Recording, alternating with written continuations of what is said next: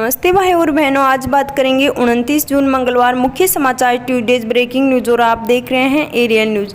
नज़र डालते हैं देश की बड़ी तमाम खबरों पर। मुंहतोड़ जवाब, चीन के खिलाफ आक्रामक हुआ भारत। सीमा पर तैनात किए 50,000 अतिरिक्त सैनिक। भारत चीन के बीच जारी तनाव के बीच 50,000 सैनिकों को सीमा पर भेजा है। भारत ने पिछले कुछ महीनों में चीनी सीमा से सटे 3 अलग अलग इलाकों में सैन्य टुकड़ियों और युद्धक विमानों को तैनात किया है।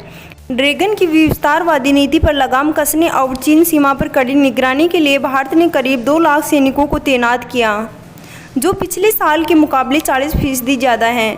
ब्लूमबर्ग ने 4 अलग अलग सूत्रों के हवाले से यह जानकारी दी। मीडिया रिपोर्ट के मुताबिक वास्तविक नियंत्रण रेखा LAC पर भारत ने 50,000 सैनिकों को भेजा है, साथ ही लड़ाकू विमानों को भी अलर्ट रखा है। हालांकि भारतीय सेना और प्रधानमंत्री कार्यालय की प्रवक्ता ने इस संबंध में पूछे गए सवाल पर कोई प्रतिक्रिया नहीं दी।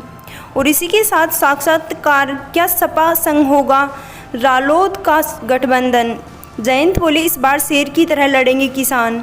पिता अजीत सिंह के निधन के बाद राष्ट्रीय लोक दल की बागडोर अब जयंत चौधरी के हाथों में है। उनके ऊपर जिम्मेदारी पहले से ज़्यादा बढ़ गई है।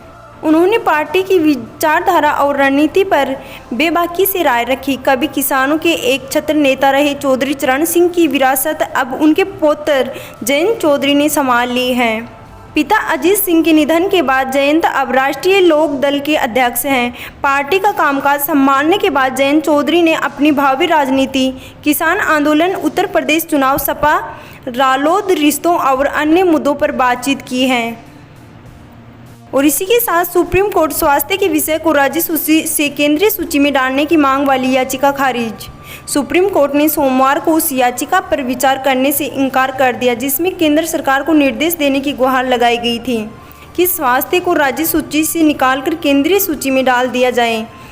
जस्टिस L नागेश्वर राव और जस्टिस हेमंत गुप्ता की पीठ ने पूर्व जिला एवं सत्र जज सुजाता कोहली द्वारा इस दायर याचिका पर विचार करने से इनकार कर दिया। याचिका में यह भी गुहार लगाई गई थी कि पूरे देश के लिए राष्ट्रीय स्वास्थ्य आयोग का गठन किया जाना चाहिए।